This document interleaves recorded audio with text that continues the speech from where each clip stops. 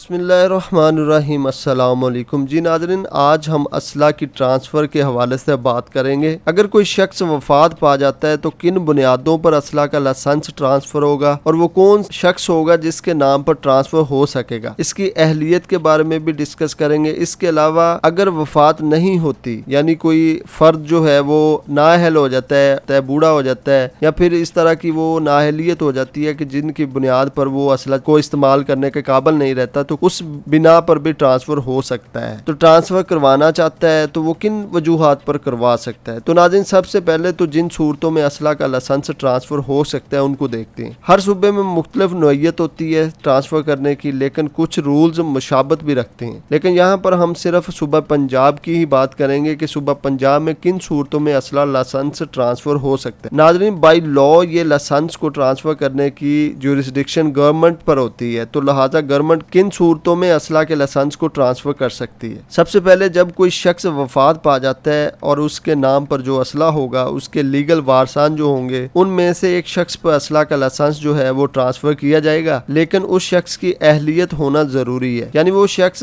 اسلحہ کو حاصل کرنے، اس کا استعمال وغیرہ کرنے کا اہل ہونا ضروری ہے۔ اس کے علاوہ اگر کوئی شخص نااہل ہے، یعنی کمپیٹنٹ نہیں ہے، تو وہ شخص اسلحہ کے لائسنس کی ٹرانسفر کا اہل نہیں ہوگا۔ اس کے علاوہ دیگر جو وارثان ہیں ان کی رضامندی بھی ضروری ہے، یعنی ان کی کنسنٹ ضروری ہے، یہ شخص واقعی اہل بھی ہے تو اس شخص پر ٹرانسفر کر دیا جائے گا۔ نمبر 2 پر ہے، اگر کوئی شخص جو کہ کمپیٹنٹ ہے، یعنی میجر ہے، عقل و شعور رکھتا ہو، یہ ساری اہلیت اگر اس شخص میں پائی جاتی ہیں تو وہ شخص اسلحہ کے لائسنس کا اہل ہوگا، تو اپلیکیشن دے سکتا ہے۔ اپلیکیشن کس کو دے گا؟ ہمیشہ اپلیکیشن ڈی سی یعنی ڈپٹی کمشنر کو دی جائے گی یا پھر گورنمنٹ کو دی جائے گی، یہ سچویشن پر ڈیپینڈ کرتا ہے۔ اس کے بعد جو دستاویزات اس اپلیکیشن کے ساتھ لگائے جائیں گے وہ کون سے ہوتے ہیں؟ نمبر 1 ہے، جس شخص کے نام پر تھا اس شخص کے اسلحہ کے لائسنس کی کاپی درکار ہوگی۔ اس کے بعد جو شخص وفات پا گیا جس کے نام پر اسلحہ کا لائسنس تھا، اس کا ڈیتھ سرٹیفکیٹ ساتھ لگایا جائے گا۔ ڈیتھ سرٹیفکیٹ نادرہ ایشو کرتا ہے، وہ ساتھ لگے گا جو نادرہ سے ہی ایشو کیا گیا ہوگا۔ اس کے علاوہ جانشینی سرٹیفکیٹ لینا ضروری ہوگا جو ساتھ لگے گا۔ جانشینی سرٹیفکیٹ کو سکسیشن سرٹیفکیٹ بھی کہا جاتا ہے۔ یہ ایسا سرٹیفکیٹ ہوتا ہے جو موویبل پراپرٹی متوفی کی حاصل کرنے کے لیے سول کورٹ سے لیا جاتا ہے۔ تو اسلحہ کے لائسنس کو وارث اپنے نام پر کروانے کے لیے جانشینی سرٹیفکیٹ لینا بھی ضروری ہے اور اپلیکیشن کے ساتھ لگایا جائے گا۔ اس کے بعد این او سی یا پھر بیان حلفی یعنی ایفیڈیوٹ ہوگا جو وارثان کی طرف سے ہوگا کہ ہمارا یہ بھائی یا بہن اس کا اہل ہے، ہمیں کوئی اعتراض نہیں ہے، اس کے نام پر ٹرانسفر کر دیا جائے۔ یہ بیان حلفی تقریباً 100 روپے پر مشتمل ہوگا، یعنی 100 روپے والا بیان حلفی لینا ضروری ہوگا جو جوڈیشل یا ریونیو اتھارٹی سے اٹیسٹڈ کروانا ہوگا۔ اس کے بعد جس کے نام پر ٹرانسفر کروانا مقصود ہوگا اس کا شناختی کارڈ کی کاپی درکار ہوگی اور وہ اپلیکیشن کے ساتھ لگائی جائے گی۔ اس کے علاوہ ڈومیسائل بھی ریکوائرڈ ہوگا جس کے نام پر ٹرانسفر کروانا مقصود ہو۔ اس کے بعد فٹنس سرٹیفکیٹ بھی ساتھ لگانا ضروری ہوگا کہ واقعی یہ بندہ فزیکلی طور پر اسلحہ کو رکھنے کا اہل بھی ہے، کیونکہ یہ بڑا حساس انسٹرومنٹ ہوتا ہے، اس لیے یہ سرٹیفکیٹ بہت اہمیت کا حامل ہوتا ہے اور ایسا سرٹیفکیٹ کسی میڈیکل آفیسر کی طرف سے ایشو کیا جانا چاہیے، تو ایسا سرٹیفکیٹ قابل قبول تصور کیا جائے گا۔ اس کے بعد ایسے دستاویزات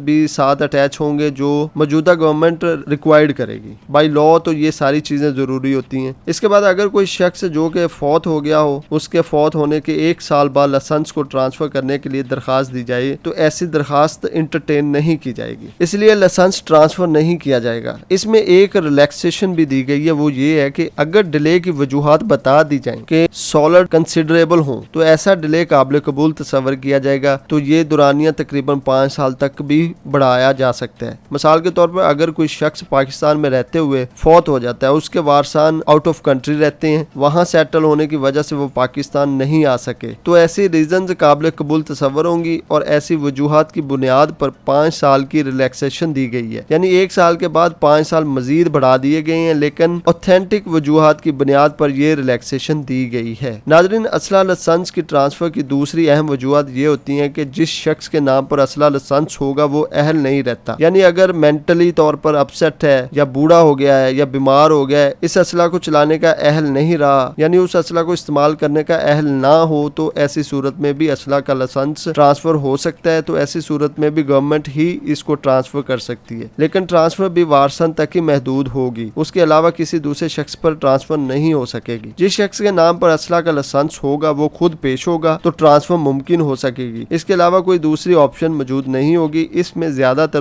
दो सूरत हाल होती हैं, या लागिर हो जाए या फिर वो शख्स बूढ़ा हो गया हो तो वो लाइसेंस की ट्रांसफ़र करवा सकता है किसी भी वारिस के नाम पर। इसके अलावा गवर्नमेंट के पास स्वाबदेदी पावर होती है कि ये बंदा खुद हाजिर ना भी हो तो ट्रांसफ़र कर दी जाएगी। तो ऐसी सूरत हाल में गवर्नमेंट ट्रांसफ़र कर सकती है, लेकिन यहाँ पर ये हमें प्रूफ करना होगा कि शख्स हाजिर होने से कासिर है, उसकी वजूहात बतानी पड़ेंगी। मिसाल के तौर पर किसी शख्स को फालज या पैरालाइज हो गया है तो ऐसी सूरत हाल में वो शख्स जिसके नाम पर लाइसेंस होगा वो हाजिर नहीं हो सकेगा, तो वो ऐसी ट्रांसफ़र वारिस के नाम पर हो सकती है, लेकिन पैरालाइज होने का सबूत देना होगा किसी मजाज मेडिकल ऑफिसर के जरिए। इसके बाद ऐसी ट्रांसफ़र के लिए जो दरकार दस्तावेजात होंगे वो कौन से होंगे उसको भी देख लेते हैं। सबसे पहले कॉपी लाइसेंस की जिसके नाम पर हो, उसके बाद जिसके नाम पर करवाना मकसूद हो उस शख्स के ID कार्ड की कॉपी होगी, डोमिसाइल ट्रांसफरी का चाहिए होगा, उसके बाद फिटनेस सर्टिफिकेट चाहिए होगा। फिटनेस सर्टिफिकेट हमेशा ओरिजिनल चाहिए होगा। इसके अलावा जो दस्तावेजात गवर्नमेंट तलब करेगी वो चाहिए होंगे। इसके बाद अगर गवर्नमेंट सेटिस्फाइड हो जाती है, DC यानी कि डिप्टी कमिश्नर मुतमईन हो जाता है, तो वो इस दरखास्त और दस्तावेजात को अप्रूव्ड कर देगा और केस नादरा रजिस्ट्रेशन सेंटर को भिजवा देगा। इसके अलावा एक और कंडीशन भी अहमियत की हामिल होती है, जिसके नाम पर असला का लाइसेंस ट्रांसफर किया जाना मकसूद होगा उसकी रिपोर्ट भी तलब होगी कि लोकल पुलिस की तरफ से कि ये बंदा बिल्कुल बेबाक है और किसी भी किस्म की अनलॉफुली एक्टिविटी में शामिल नहीं है, यानी उस शख्स की कोई क्रिमिनल हिस्ट्री नहीं है। उसके बाद DC अप्रूव्ड करेगा और केस फॉरवर्ड कर देगा नादरा रजिस्ट्रेशन सेंटर को। तो नाज़रीन, ये तो था मेरा आज का टॉपिक। मजीद वीडियो देखने के लिए मेरे चैनल को सब्सक्राइब करें और बेल आइकन का बटन दबाएं ताकि हर आने वाली वीडियो से आप मुस्तफीद हो सकें। बहुत शुक्रिया। अल्लाह हाफिज़।